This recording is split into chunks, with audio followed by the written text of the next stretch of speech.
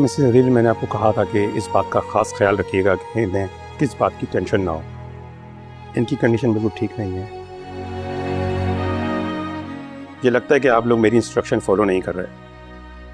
कोशिश करें कि इन्हें मेंटली पुरसुकून रखें। अदरवाइज मिस्टर अदील की प्रीवियस रिपोर्ट अच्छी नहीं है। It's better to take care of him right now. Okay, मुझे इजाज़त दीजिए। Thank you doctor, thank you so much.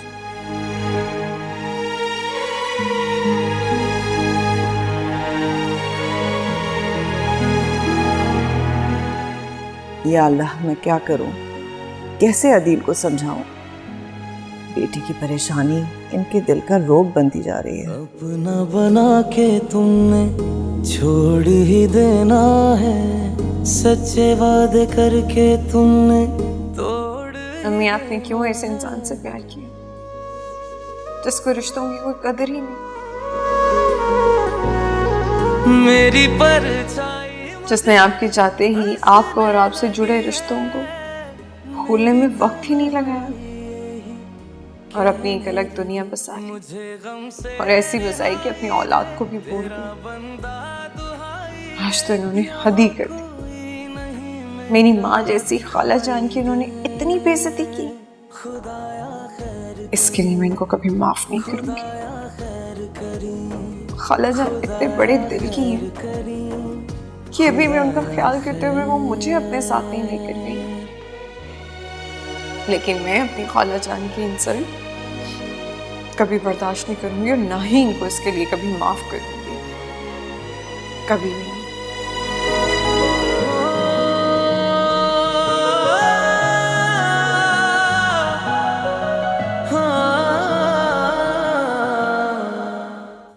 बेटा, अगर खालदा की इतनी तबीयत खराब थी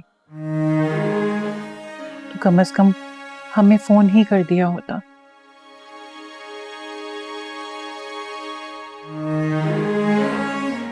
हम कम से कम एक बार तो उससे मिल लेते।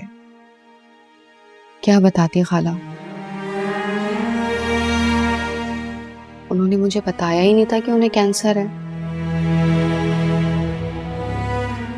और ना कभी जाहिर होने दिया। वो तो वैसे ही रोज काम पर जाती रही। एक दिन अचानक से उनकी तबीयत इतनी ज्यादा खराब हो गई, मगर उस वक्त तक कैंसर पूरा फैल चुका था। अगर अगर मुझे पता होता कि उन्हें कैंसर है तो खाला मैं उन्हें काम पर जाने ही नहीं देती। तुम्हें उसने इसीलिए नहीं बताया होगा कि तुम परेशान हो जाओगी।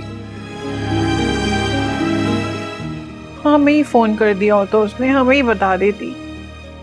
खाला, मेरी अम्मी इतनी खुददार थी ना, कभी ना किसी का एहसान लेने वाली। ठीक कह रही हो तुम। खालदा ऐसी ही थी, अपने भाई बहनों से भी पर्दा रखती थी। वो बहुत खुददार थी मेरी बहन। खाला, मैं कितनी बदनसीब हूं ना, बचपन में मेरे सर से मेरे बाप का साया उड़ गया, और मेरी अम्मी तो मेरी कुल कायनात थी, वो मुझे छोड़कर चली गई।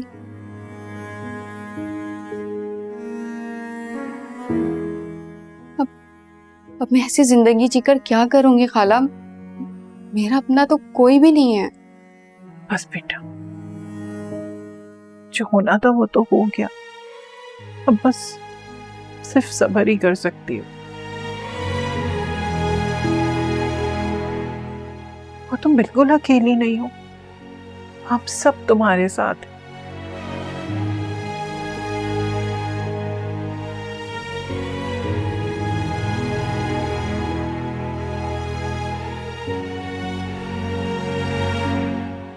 मेहरू को तो कभी ख्याल ही नहीं आता माँ का, पता नहीं किन चक्करों में। मुझे शादी नहीं करनी। हाँ अम्मा। हाँ भाई, किधर मसरूफ हो? तुमने मुझे फोन ही नहीं किया, पूछा ही नहीं कि अदील के घर में क्या हुआ। मेरी तो सारी रात अंगारों पर गुजरी है। अरे अम्मा, आप पूछने का मौका ही कहाँ देती हो? खुद ही तो बिना पूछे एक एक रिपोर्ट दे देती हो। खैर बताएं, क्या हुआ? कोई बात बनी? क्या खाक बात बनी? क्या मतलब अम्मा, अदील साहब अभी भी नहीं माने क्या? उस बदतमीज इंसान ने उल्टा मेरी बेइज्जती शुरू कर दी, लेकिन मैं भी ऐसी ऐसी धमकियां देकर आई हूं। अब तो मुझे लगता है उसके मरने की खबर आएगी। तो उसके मरने से आपको क्या फायदा होगा? खैर ये बताएं, ज़ारा को तो नहीं पता चला ना कि आपने अदील साहब से ज़ारा का हिस्सा मांगा है? अरे तुम्हारी माँ इतना कच्चा खेल नहीं खेलती। अभी तो उसे मेरी प्लानिंग का पता ही नहीं चला।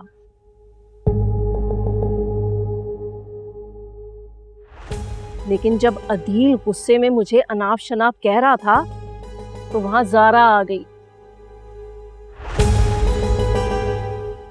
और मेरी हिमायत में अदील को खूब बातें सुनाई और मेरे साथ आने को चिमट गई।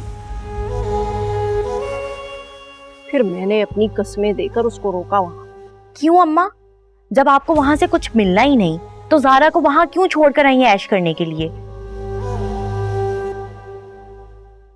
उसको भी अपने साथ लेकर आती ना और उसे घर के काम करवाती महारानी से। तुम उसकी फिक्र ना करो, इसने पूरी जिंदगी इसी घर के काम करने हैं। अभी तो मैं इसलिए भी उसको साथ नहीं लाई कि मैं ज़ारा के सामने अपने आप को बुरा नहीं बनाना चाहती।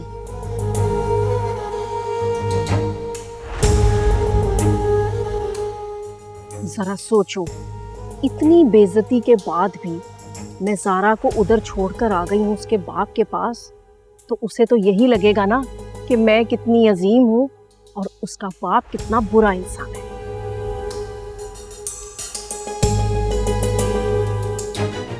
और अब जब ज़ारा अदील को खुद छोड़कर मेरे पास आएगी तो देखना अदील कैसे उसकी तड़प में मेरी हर बात मानता है। अरे वाह अम्मा, प्लानिंग तो आपकी बहुत अच्छी है।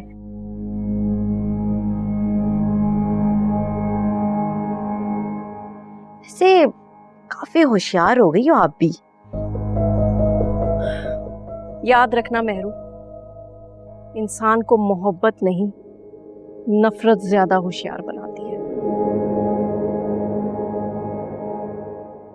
और मुझे भी उस अदील से शदीद नफरत है और मैं उसे तकलीफ पहुंचाने के लिए सब कुछ कर सकती हूँ।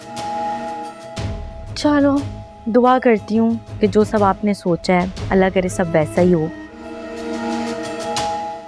तुम देखना ऐसा ही होगा। खैर छोड़ो, तुम ये बताओ मियाँ तो ठीक है ना तुम्हारा? अरे अम्मा, उस पागल को ना मियाँ मत कहा करे मेरा।